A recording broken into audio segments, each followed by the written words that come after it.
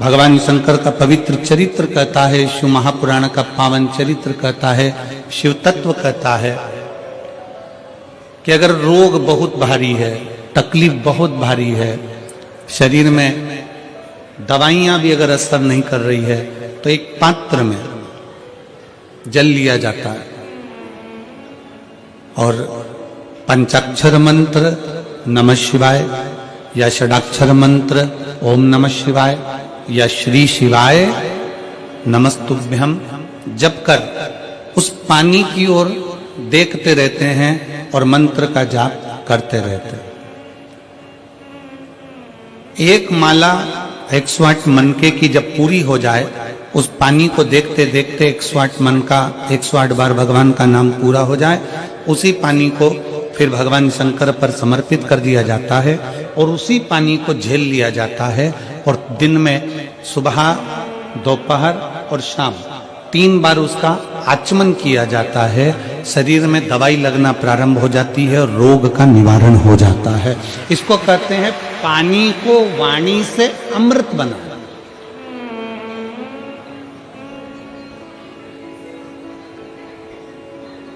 इसको पानी से वाणी को एक पत्र है। अब देखिए, पानी से वाणी को अमृत बनाने का ये पत्र आपके और हमारे बीच में। मेरा नाम पूनम, पति का नाम संजय कुमार है। मैं रोहता है कि रोहता रोड बाईपास शाहपुर जैनपुर मेरठ की निवासी हूँ। कहीं बैठी हो तो हाथ हिला सकती है। अगर कहीं बैठी हो तो हाथ हिला सकती है। मेरा नाम पूनम, पति का नाम संजय कुमार है। आप पत्र को एलईडी पर पढ़ सकते हो। मैं रोहता रोड बाईपास शाहपुरा जैनपुर मेरठ की निवासी हूँ। कहीं बैठे हो तो हाथ हिला सकते हैं। मेरा बेटे का जब से जन्म हुआ है वह बीमार रहने लगा। इतने साल तक वह लगातार बीमार रहा। ना उसने बोलना शुरू किया और ना ही उसके शरीर में कोई भी ग्रोथ हुआ। मैंने बहुत डॉक्टरों का इलाज कराया, बस जांच भी कराई। जांच में आया कि इस बच्चे की दिमाग की ग्रोथ नहीं हुई है और ना ही होगी। यह बच्चा कमजोर ही रहेगा। गुरुजी, हमारी टेंशन बहुत बढ़ गई कि एक ही तो भगवान ने मुझे बेटा दिया और वह भी बीमार रहने लगा। इलाज कराते कराते 2 साल 4 साल भी पूरे हो गए, पर मेरे बेटे में कोई भी बदलाव नहीं दिखा। ना वो बोलता, ना वो शरीर के माध्यम से चलता। डॉक्टर को बताते, सभी जगह हम लेकर जाते। फिर गुरुजी, एक आंटी ने हमें बताया कि तुम इतना इलाज करा रही हो, एक बार मेरे कहने से शिवजी पर जल चढ़ाओ और जल अपने बेटे को पिलाओ। आस्था चैनल पर कथा आती है, सियोर वाला महाराज प्रदीप मिश्रा कथा करता है, उसे सुनो।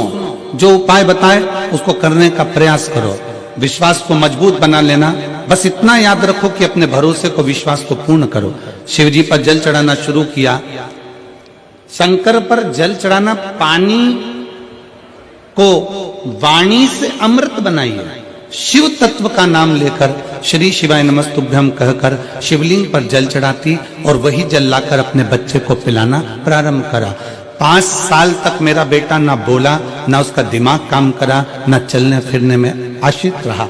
पर बाबा ने ऐसी कृपा कर दी कि पशुपतिनाथ का व्रत किया, बेटे को लाकर जल देना चालू करा। 6वां वर्ष चालू हुआ और बाबा की कृपा से अब मेरे बेटे ने धीरे धीरे सभी कुछ बोलना प्रारंभ कर दिया। आज गुरुजी, मेरा बेटा स्कूल भी जाता है, ट्यूशन भी जाता है, सब कुछ बोलता भी लगा है और उसके दिमाग का भी ग्रोथ शुरू हो गया है। उसका स्वास्थ्य भी पूरी तरह से ठीक है। अब मेरा बच्चा, किसी डॉक्टर को भी अब दवाई की जरूरत नहीं है, वह बिल्कुल ठीक है। गुरुजी, आपने समस्त समाज को, शिव भक्तों को अलग जगाई। तो ये शिव भक्ति पानी को वाणी के माध्यम से अमृत बनाना। अगर कहीं बैठे हो तो एक बेलपत्र लेने के लिए आ सकते, और बच्चा आया हो साथ में तो उसको भी ला सकते। पानी को वाणी से अमृत बनाइए। सबसे सुंदर तरीका, सबसे सरल तरीका है। और ये आपको भी बोलना है कि आप अमृत कैसे बना सकते हो। बीमारी है, तकलीफ है, बच्चा चिड़चिड़ा हो गया, माइंड काम नहीं कर रहा है, शरीर में रोग भरते चले जा रहा है, कटोरी में जल ले लो, पात्र में जल ले लो और पंचाक्षर मंत्र नमः शिवाय या षडाक्षर मंत्र ओम नमः शिवाय या श्री शिवाय नमस्तुभ्यम, जितनी देर आप जप करें उतनी देर तक उस जल पर आपकी दृष्टि पड़ना चाहिए। उस जल पर आपकी दृष्टि पड़े। जितनी देर तक आप जप रहे हैं, श्री शिवाय नमस्तुभ्यम कर रहे हैं, उतनी देर तक जल पर आपकी दृष्टि पड़े। और फिर वही जल भगवान शंकर को समर्पित करें और वो जल लाकर सुबह दोपहर शाम 3 बार उसका पान। 3 बार क्यों?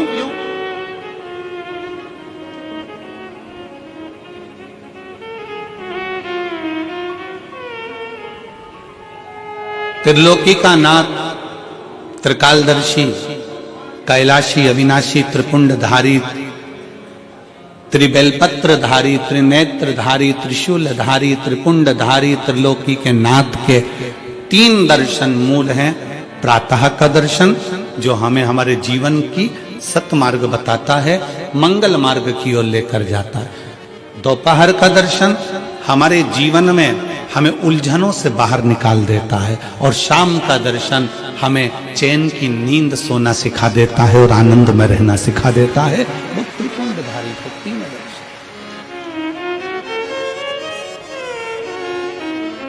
वो कहते हैं ना कि गरीब तो इतना हूं, गरीब तो इतना हूं कि एक गधा भी नहीं खरीद सकता।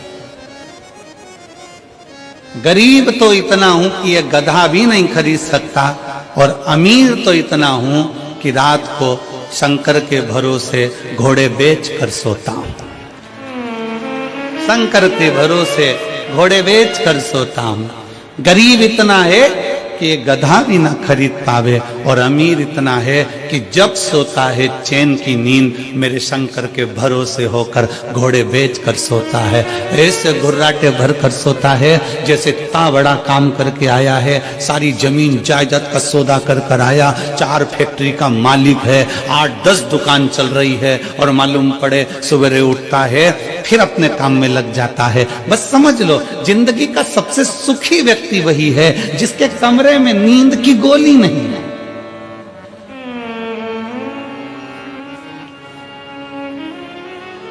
सिर के पास में कोई बाम की शीशी नहीं है,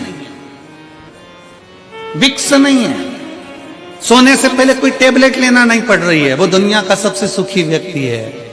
प्रथम सुख निरोगी काया, सबसे बड़ा सुख है निरोगी काया। शिव महापुराण की कथा कहती है एक मृत्यु वो होती है जो अटल मृत्यु होती है, जिसमें व्यक्ति मर जाता है, चले जाता है।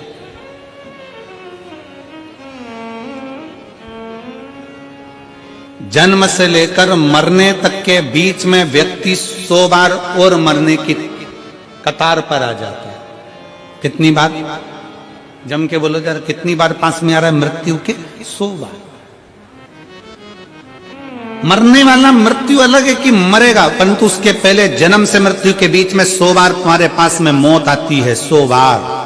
कहीं बीमार पड़ गए, एक्सीडेंट हो गया, कहीं कोई कार्य हो गया, कहीं दिमाग खराब हो गया, कहीं मानसिक टेंशन बढ़ गया, कहीं डिप्रेशन में पहुंच गए, कहीं किसी ने कुछ कह दिया, कहीं कुछ हो गया। 100 बार मौत मृत्यु तुम्हारे नजदीक में आती है। किसी ने पूछा ये शंकर पर चढ़ाया गया जल श्री शिवाय नमस्तुभ्यम कहाँ काम आता है? शिव महापुराण की कथा कहती है जो अटल मृत्यु सत्य है वो तो आएगी, मरोगे उसको कोई नहीं टाल सकता, पर जो 100 बार मृत्यु तुम्हारे नजदीक में आती है, तुमने अगर कोई धर्म करा, पुण्य करा, सत्कर्म करा, शिव का नाम लिया, पंचाक्षर नाम लिया, शंकर को 1 लोटा जल चढ़ाया, श्री शिवाय नमस्तुभ्यम कहा है, समझ लो कि तुम्हारे पास में जब 100 बार मृत्यु नजदीक में आती है ना, तो तुम्हारा पुण्य, तुम्हारा भजन, तुम्हारा स्मरण, तुम्हारा मंत्र जाप, तुम्हारा एक लोटा जल उस मौत को टालता चले जाता है और आगे बढ़ता चले जाता है।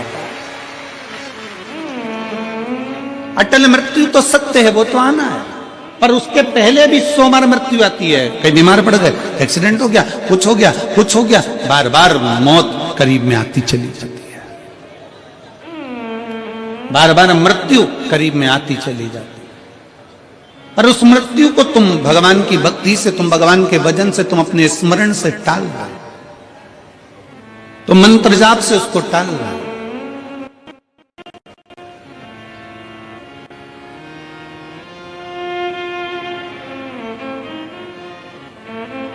एक ऊर्जा अपने भीतर उत्पन्न करिए, एक बल अपने भीतर उत्पन्न करिए। मेरठ की यह पवित्र भूमि इतनी ऊर्जावान भूमि है कि यहां सनातनियों को जगाने का काम भी इस मेरठ की भूमि से क्रांतिकारियों को जगाने का किया गया था। ये मेरठ की वो पवित्र भूमि।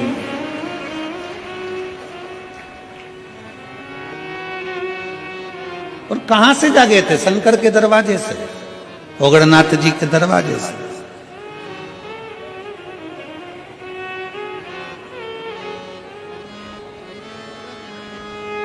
अपने आप को हमें जागृत करना, अपने आप को हमें जागृत करना। शिव तत्व कहता है, भगवान शंकर की कथा कहती है कि पानी को वाणी से अमृत बनाओ। और जब पानी को वाणी से, कई माताएं कहती हैं हमारा बच्चा नहीं सुनता, बहुत बहुत हम परेशान हो गए हमारे बच्चे के लिए, वो सुनता ही नहीं गुरुजी, हम कह के परेशान हो गए। कोई कहती है मेरी सास मेरे पक्ष में नहीं बोलती, कोई कहती है मेरी बहू मेरे पक्ष में नहीं रहती, कोई कहता हमारा बेटा नहीं सुनता, कोई कहती है हमारी बहू नहीं सुनती, कोई कहे हमारा भाई नहीं सुनता। और होता है, आज का जमाना बड़ा विचित्र है। एक बहू को समझाओ तो बहू कह देती गुरुजी मैं किसी के बाप की नहीं सुनूंगी। और बूढ़ी बूढ़ी माताओं को समझाओ तो माताएं कह देती है ये कल की आई मैं इसकी सुनूंगी। पिताजी को समझाओ तो वो कह देता है हमारी औलाद की सुन के चलेंगे, जाओ उधर। सास ससुर को समझाओ तो वो कह देते हैं मेरे को तो मेरा पति नहीं समझा पाया तो इसकी सुनूंगी।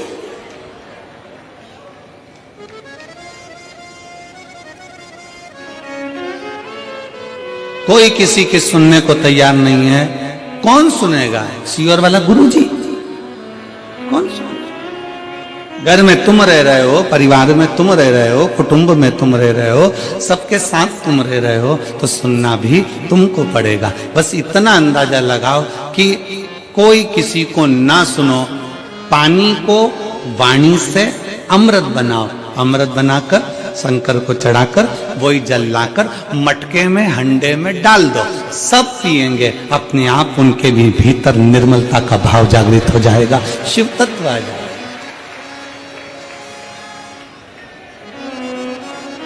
शिव तत्व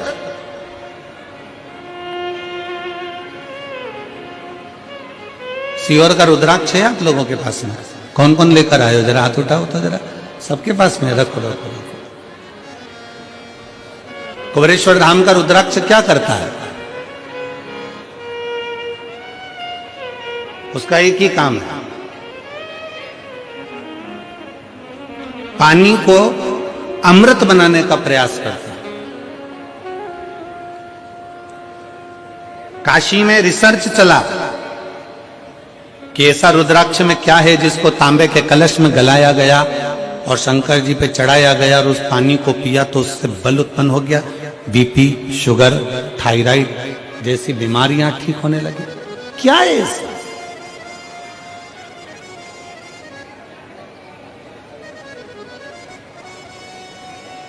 हम कहते हैं शिव महापुराण के अंतर्गत एक मुखी से लेकर 14 मुखी तक रुद्राक्ष का वर्णन किया गया।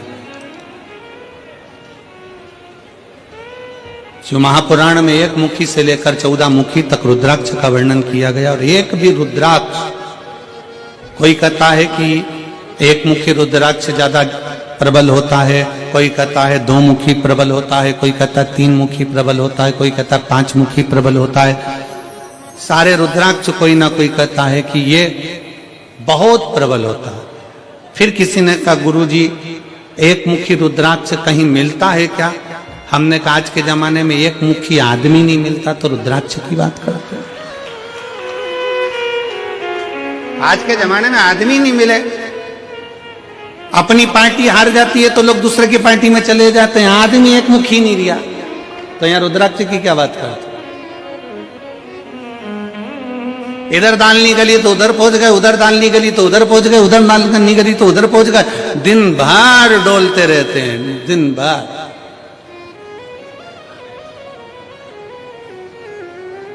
फिर किसी ने पूछा गुरुजी रुद्राक्ष कौन सा असर करेगा, कौन सा रुद्राक्ष असर करेगा? हम कौन सा रुद्राक्ष पहने जो हमारे शरीर पर असर करे? कौन सा रुद्राक्ष हमें पहनना चाहिए कि हमारे शरीर पर असर करे? हम निवेदन करेंगे रुद्राक्ष पहनो मत पहनो, पर मीठी वाणी का रुद्राक्ष अपनी जिह्वा पर रख लो, वो इतना असर करेगा कि सबको अपना बना ले, सबको अपना। वाणी ऐसी बोलिए जो मन का, जम के बोलो जरा, वाणी ऐसी बोलिए जो मन का आपा खोए। पर आज के जमाने में वाणी ऐसी बोलिए जो जम के झगड़ा होए, पर उससे मत बोलिए जो तुमसे तगड़ा होए। आज के जमाने में सबसे मूल है आपकी वाणी। वाणी की श्रेष्ठता हो तो समझ लो कि पूरी दुनिया तुम्हारी है, और वाणी की श्रेष्ठता नहीं तो दुनिया तुम्हारी अपने भी है। एक सास के पास में अंगूठी भी है, एक सास के पास में चेन भी है, एक सास के पास में जेवर भी है, एक सास के पास में दुनिया की प्रॉपर्टी भी है, एक ससुर जी के पास में सब कुछ है। सास ससुर के पास में प्रॉपर्टी है, जमीन है, बंगला है, गाड़ी है, पैसा है, धेला है, सब कुछ है। और मान लो उसकी वाणी अच्छी नहीं हो तो घर में 4 बेटे 5 बेटे 3 बहुएं 4 बहुएं 5 बहुएं, कोई उसका होगा? जम के बोलो जरा, नहीं। और अगर आपके पास में कुछ भी नहीं है, आपके पास में ना प्रॉपर्टी है, ना गाड़ी है, ना बंगला है, ना जमीन है, ना जायदाद, कुछ भी नहीं, और उसके बाद अगर आपके पास में मीठी वाणी है ना, बस मीठे शब्द है ना, तो पड़ोसी भी आकर तुम्हारी गुलामी कर कर चले जाएगा, पड़ोसी भी आएगा तो तुम्हारी सेवा कर कर चले जाएगा। बुढ़ापे का परम आभूषण है, बुढ़ापे का परम आभूषण है आपकी मीठी वाणी। बुढ़ापे का परम आभूषण है आपके मीठे शब्द।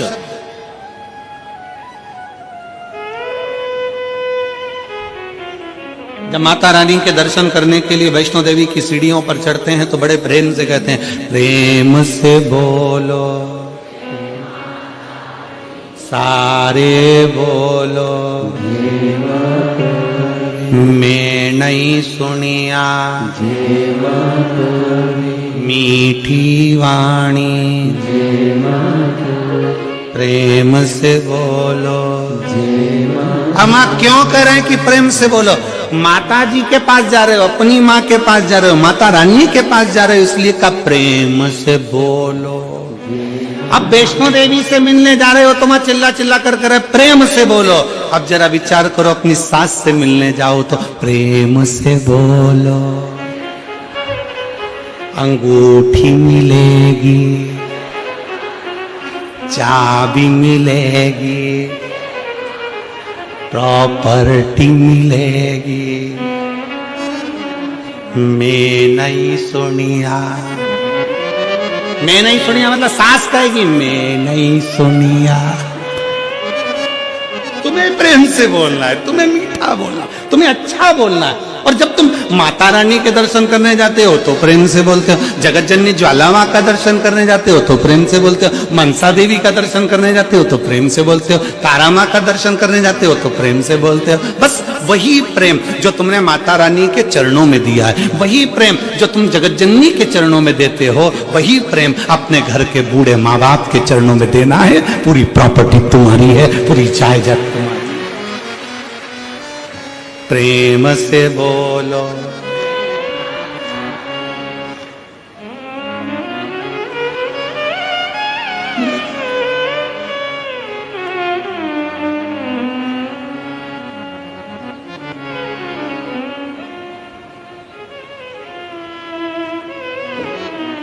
बस एक मीठी वाणी, एक मीठा शब्द आपकी जिह्वा के मीठे उच्चारण भगवान के करीब में लेकर जाते हैं।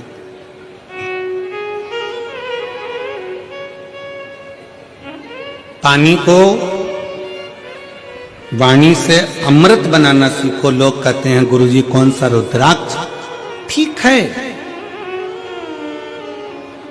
शिव महापुराण में 1 मुखी से लेकर 14 मुखी तक रुद्राक्ष का वर्णन है। स्कंद पुराण के अंतर्गत 1 मुखी से लेकर 21 मुखी तक रुद्राक्ष का वर्णन है। लिंग पुराण में रुद्राक्ष की महत्वता है। ये रुद्राक्ष कौन सा हमारे लिए अच्छा होगा, कौन सा रुद्राक्ष पहनना चाहिए, कौन सा रुद्राक्ष धारण करना चाहिए, शिव महापुराण की कथा कहती है जो भी रुद्राक्ष उत्पन्न हुआ वह भगवान के नेत्र अश्रु से उत्पन्न।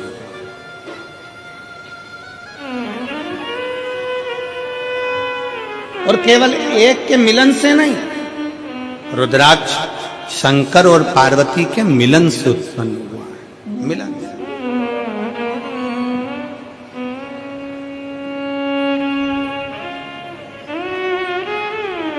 मेरे ओघड़नाथ, मेरे भोलेनाथ, मेरे शंकर, मेरे त्रिकालदर्शी, कैलाशी, अविनाशी। एलईडियां चालू करवाइए पीछे की एलईडी, पीछे की एलईडियां चालू करवाइए। मेरे ओघड़नाथ, मेरे त्रिकालदर्शी, मेरे कैलाशी, मेरे अविनाशी, मेरे शिव। बैठ जाओ, हो रही है, बैठ जाओ, हो रही है। मेरे शंकर, मेरे ओघड़दानी, मेरे त्रिकालदर्शी, मेरे कैलाशी, मेरे अविनाशी, मेरे शंकर बैठे थे और बड़े आनंद में विराजमान थे। तभी मां जगत जननी भगवान शंकर के पास में आती हैं और उनके नेत्रों को अपने हाथों से बंद कर लेती है।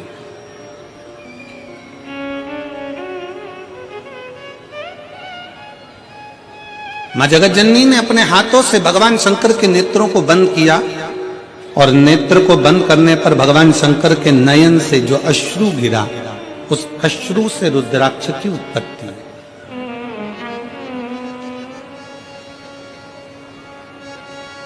अब यहां पर यह वर्णन नहीं आया कि अश्रु से 1 मुखी रुद्राक्ष हुआ, कि अश्रु से 2 मुखी रुद्राक्ष हुआ, कि अश्रु से 3 मुखी रुद्राक्ष हुआ, कि 4 मुखी हुआ, कि 14 मुखी हुआ, कि 21 मुखी हुआ।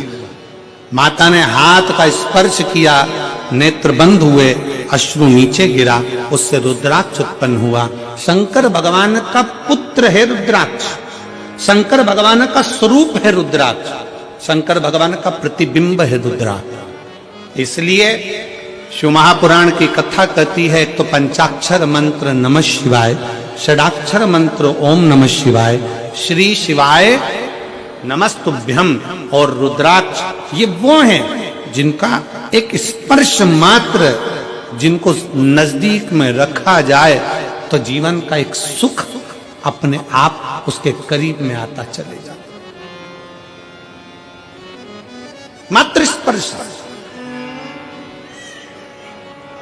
और देख लिया संसार हमने देख लिया, सब मतलब के यार हमने देख लिया।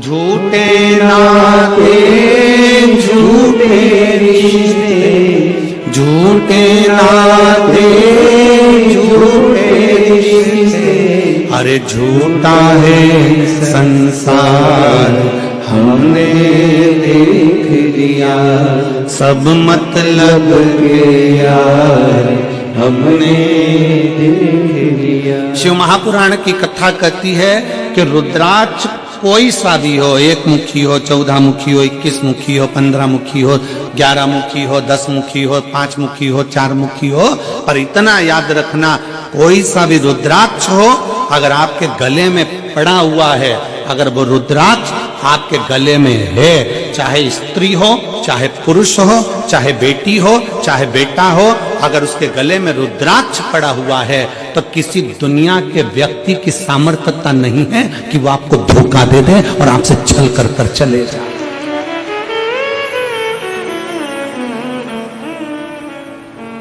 किसी की सामर्थ्यता नहीं है कि वो आपके साथ में छल कर जाकर, रुद्राक्ष है।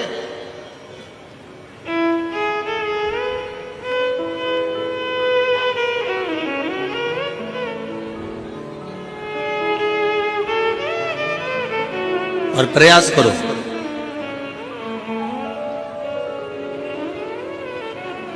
जितना समय मिलता है ना उतना समय अपने बच्चों को संस्कार देने में भी लगाया करो। थोड़ा थोड़ा समय, थोड़ा सा।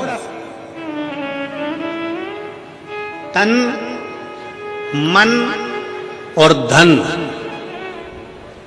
ये तीन अगर ठाकुर में नहीं लगते, ठाकुर मतलब जानते हो ना, हमारे आगे बैठे हैं लड्डू गोपाल जी, ठाकुर जी, शंकर जी, भोलेनाथ जी, राम जी, ये सब तन, फिर से बोलो, तुम लोग बोलो, क्या क्या चीज? तन, मन और धन, ये तीन ठाकुर में नहीं लगते तो ठेके पे लग जाते हैं। याद रखो, क्या क्या चीज? जम के बोलो जरा। तन, मन और धन अगर भगवान में नहीं लगते, ठाकुर में नहीं लगते तो ठेके पे लग जाते हैं। इसलिए अपने तन को भी परमात्मा में लगाओ और मन को भी परमात्मा में लगाओ, और थोड़ा धन हो तो उसको भी परमात्मा में लगाओ, तो गलत जगह पर नहीं जाए, ये गलत जगह पर नहीं पहुंचे। और याद रखना, अगर घर के बच्चे तुम्हारे गलत संगति में जा रहे हैं, कहीं ठेके तक पहुंच रहे हैं, मदिरा की दुकान तक पहुंच रहे हैं, गलत व्यसन तक पहुंच रहे हैं, समझ लेना कि कहीं ना कहीं हमारी चूक हो रही है।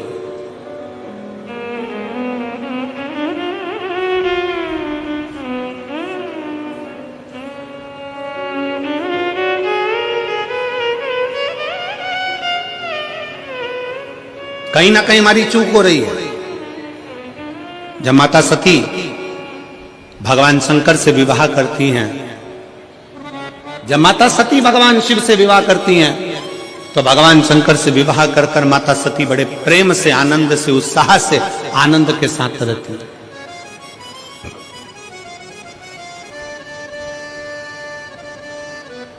बड़ी उमंगता में माता सती रहती, बड़ी उमंगता।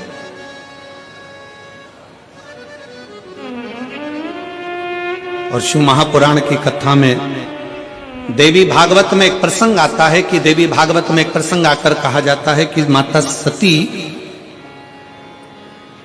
अगर अपने परिवार के साथ भी अगर कहीं बाहर निकल कर जाती थी तो माता सती के नेत्र नीचे की नीचे ही रहते थे।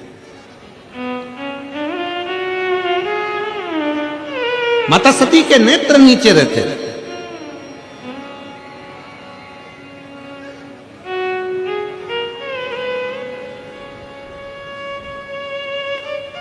होना चाहिए।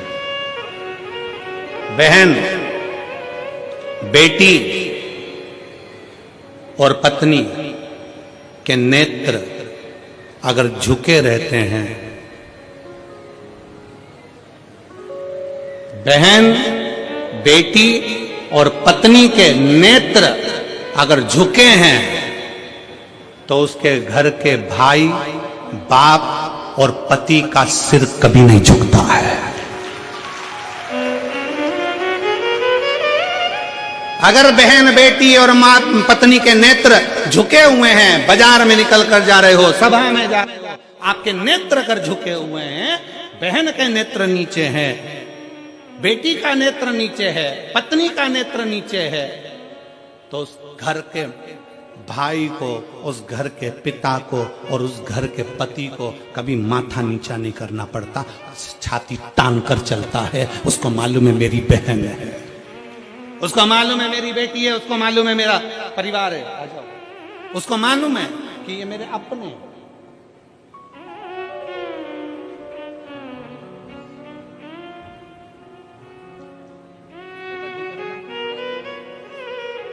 एक उसके लिए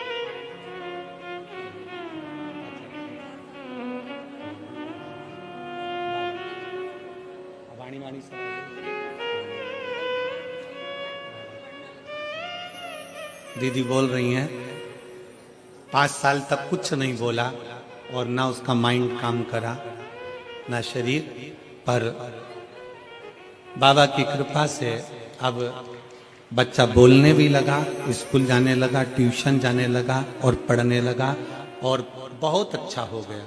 यही शिव कृपा। हर हर शिव तत्व की प्राप्ति। नेत्र झुके रहे और फिर निवेदन है इस व्यासपीठ के माध्यम से, आपकी दृष्टि अगर रहे तो श्रेष्ठ रहे। दृष्टि में भेद नहीं होना चाहिए, नयनों में भेद नहीं होना चाहिए। गलत सोच, गलत विचार, गलत दृष्टि हमको गलत मार्ग की ओर लेकर चली जाती है और फिर वही दुख, वही तकलीफें हमारे जीवन में आती है। वही तकलीफ। हुआ क्या था,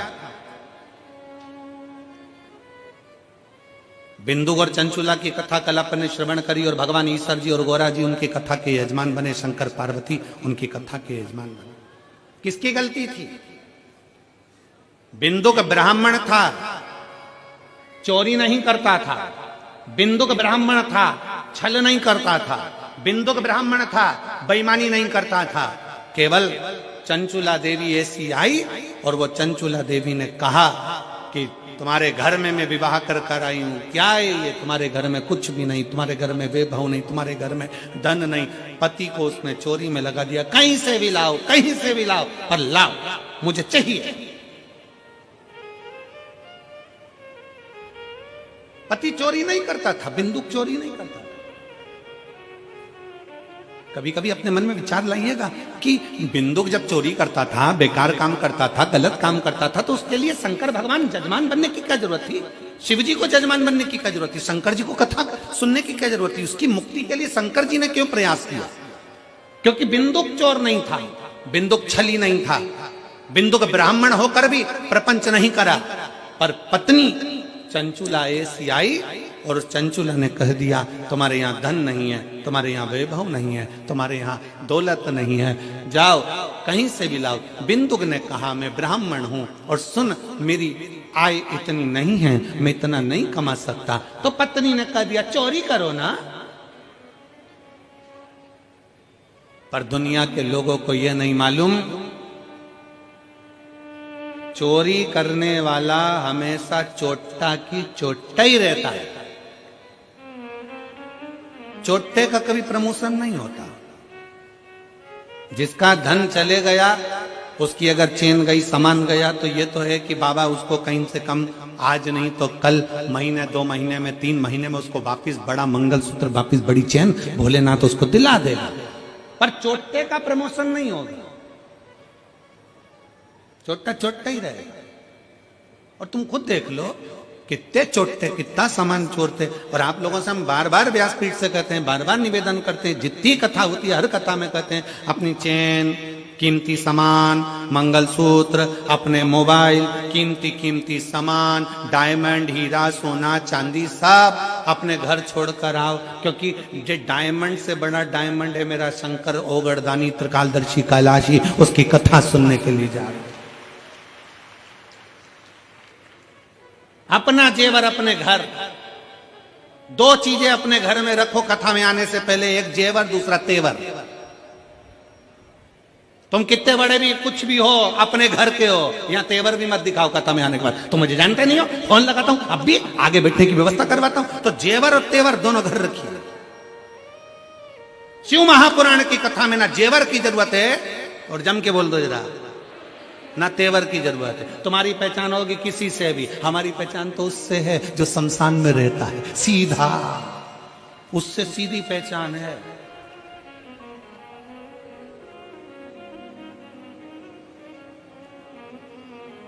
तो दोनों चीजें अपने घर पर रखो, एक जेवर भी और एक तेवर भी। शिव महापुराण में आओ ना तो दोनों चीजें छोड़ कर आओ। कितने भी सेठ हो, कितने भी पैसे वाले, कितने भी करोड़पति, कितने भी अरबपति, कितने भी धनपति, अपनी जगह पर हो गए।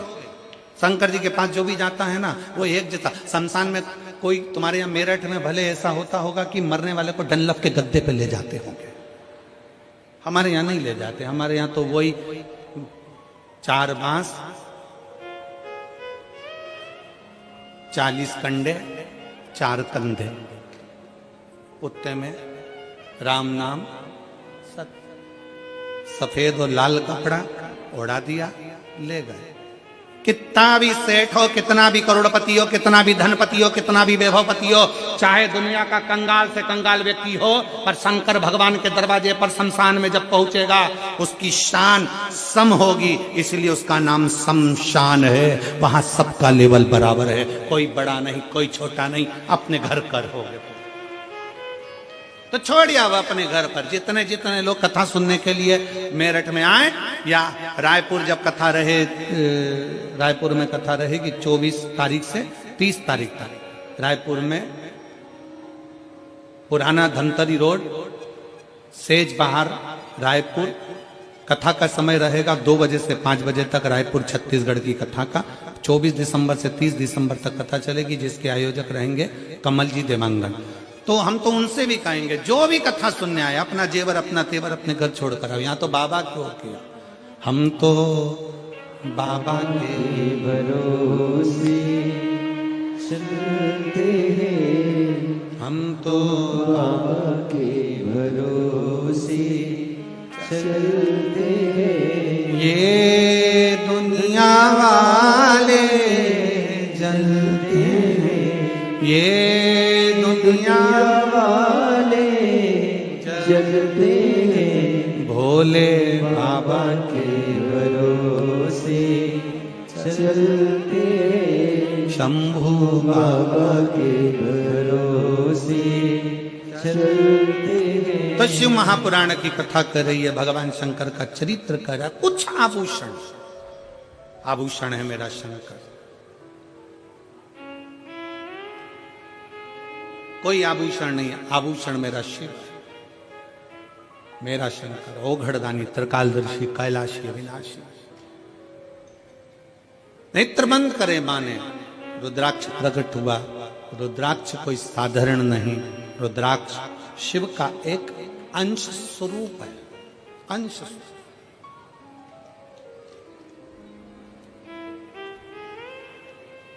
हमारे मार्ग को सुलभ बनाने का काम करता है रुद्राक्ष। सुलभ बनाने, इसलिए प्रयास करें कि तन मन और धन काय में लगाएं। जम के बोलो जरा, ठाकुर में लगाएं, भगवान में लगाएं, शिव में लगाएं, भक्ति में लगाएं। अगर ये तन भी अगर नहीं लगा तो एक दिन ये भी बेकार हो जाएगा, और मन और धन ये भी अपने अपनी मंजिल तक नहीं पहुंच पाए। इसको श्रेष्ठता की लगा।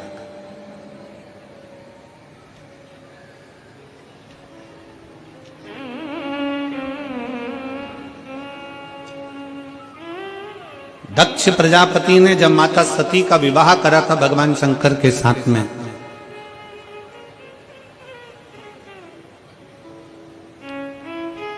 दक्ष प्रजापति ने जब माता सती का विवाह भगवान शिव के साथ करा था, तो शास्त्र कहता है कि दहेजा में इतना अंबारियां दी गई, इतना वैभव दिया गया, इतना धन दिया गया, इतनी संपदा दी गई दहेजा में, इतना इतना सामान दिया गया दहेजा में। सती माता देख रही थी कि मेरे पिता ने हीरा पन्ना, दक्ष प्रजापति हैं, दक्षों के राजा हैं, इतना इतना आभूषण, इतना इतना धन, इतना इतना वैभव, इतना इतना पूंजी माता सती की विवाह में दिया गया, इतना वैभव दिया गया।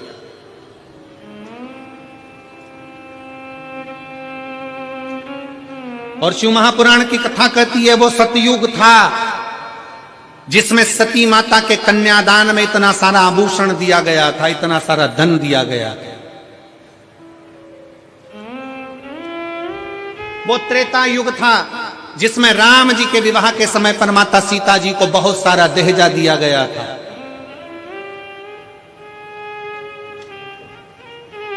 वो द्वापर होगा जिसमें भगवान कृष्ण के मंगल विवाह में दहेज दिया गया होगा। परशु महापुराण की कथा कहती है ये कलयुग चल रहा है, इस कलयुग में अगर बेटी को कन्यादान में कुछ देना है तो अच्छी शिक्षा बेटी को देकर भेजिए, उससे बढ़कर कन्यादान कुछ नहीं।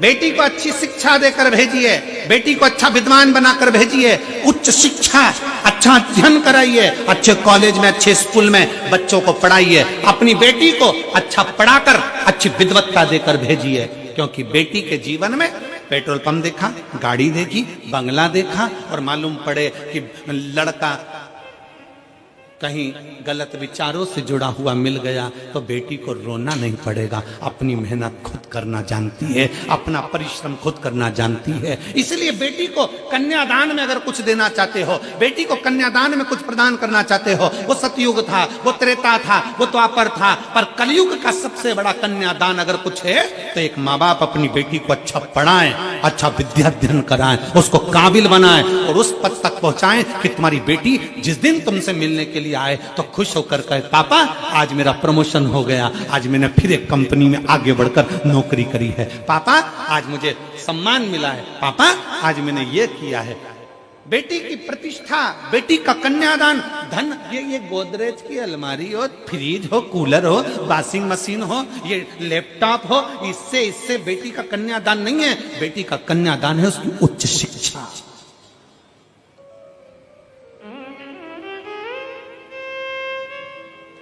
बेटी का कन्यादान है उसकी अच्छी पढ़ाई।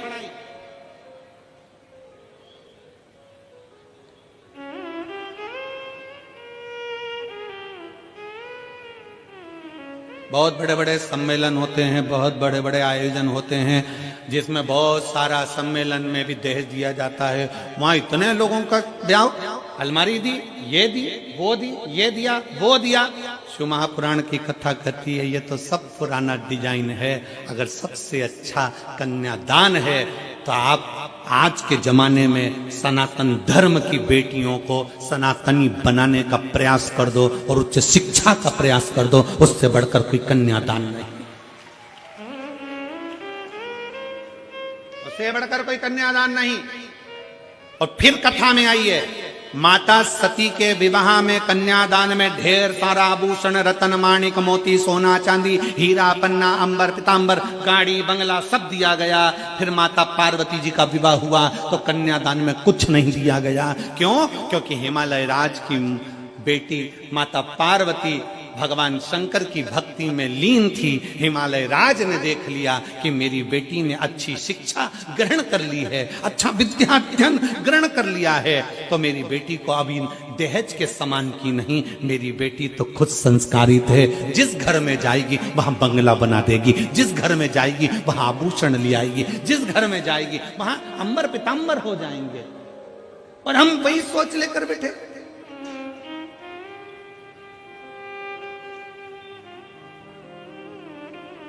लड़का जन्म लेता है और घर के लोग जब ब्याह करने का समय आता है तो लड़के के माँ बाप भी सोचने में पड़ जाते हैं, लड़की के बाप के पास में इतना सामान है, ऐसा लगता है देगा, वो तो देगा, वो तो देगा, वो तो देगा, वो तो देगा, वो तो देगा, वो तो देगा, अंगूठी तो देगा, चेन तो देगा, घड़ी तो देगा। अरे तुम्हें सोचना चाहिए कि लड़की के बाप के पास में कितना भी सामान हो, पर मेरा लड़का इतना बोल्ड है, वो कमाकर अपनी पत्नी को देगा और हमें भी देगा। ये बोल्डता होना चाहिए।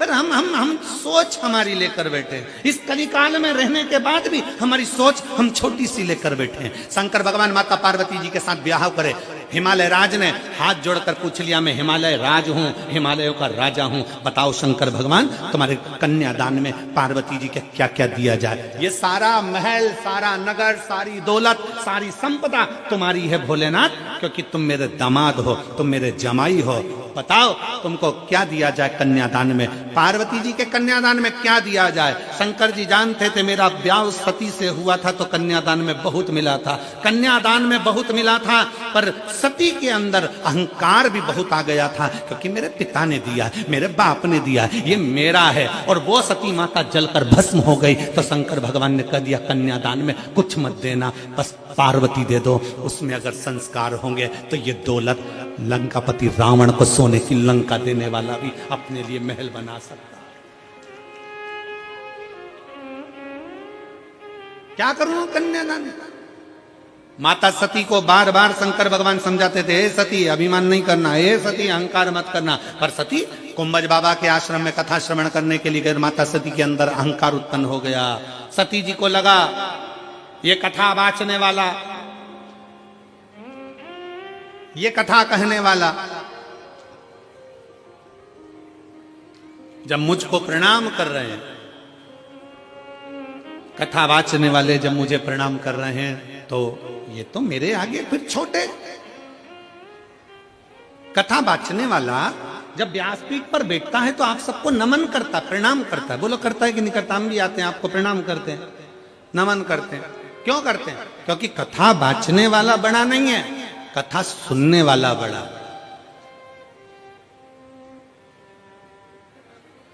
कथा वाचने वाला कभी बड़ा नहीं हो सकता, कथा सुनने वाला बड़ा। और वैसे भी सुनने वाले जितने हैं वो सब जमीन पर बैठते हैं। जमीन पर बैठते हैं तो जिनके पास जमीन होती है लोग उनको जमींदार कहते हैं। तो तुम सब जमींदार हो। कथा वाचने वाला तो चार पाए की चौकी पर बैठा है, जमीन पर बैठे तो जमींदार, चौकी पर बैठे तो चौकीदार। अब तुम जमींदार हो, तुम्हारी मर्जी पड़ी तो बैठे, नहीं तो उठ के चल दिए। तुम जमींदार हो, तुम्हारा मन पड़ा तो पानी की बोतल निकाली, पी गए। जमींदार हो तुम, तो जमीन पे बैठे हो बड़े आनंद से। जमींदार हो, तुम्हारा मन पड़ा तो चाय कूड़ ली, निपटा लिया। जमींदार हो तुम, तो जेब में से निकाल के मल भी लेते हो। जमींदार हो, थोड़ी देर में भजन आएगा तो फटकी भी लगा लोगे। और जैसे ही महाराज जी बोलेंगे हारा, तुम तो जमींदार। जमींदार तो कुछ भी कर सकता, बेचारा चौकीदार फंसा ना, जो हाथ जोड़ के बैठा, चौकीदार फंसा।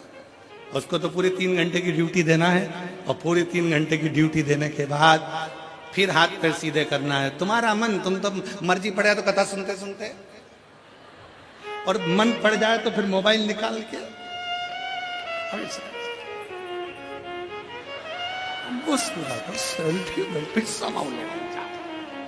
तो जमींदार हो, जमींदार तो कुछ भी कर सकता। बात तो चौकीदार की अड़ी है, बात चौकीदार की। और आज के जमाने में चौकीदार की बड़ी टेंशन है। पूरा भारत हिला पड़ा है चौकीदार के चक्कर में, बड़ी टेंशन चौकीदार। और महाराज हमारे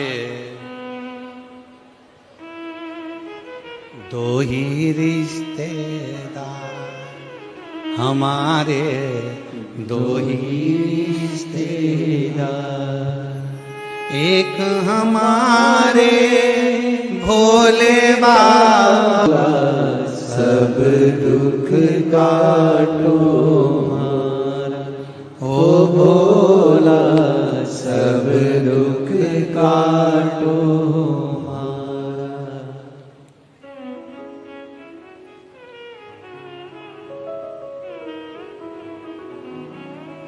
भगवान ओगड़दानी, त्रिकालदर्शी, कैलाशी, विनाशी शिव की कथा कर रही है। सती माता के विवाह में बहुत सारा दहेजा दिया।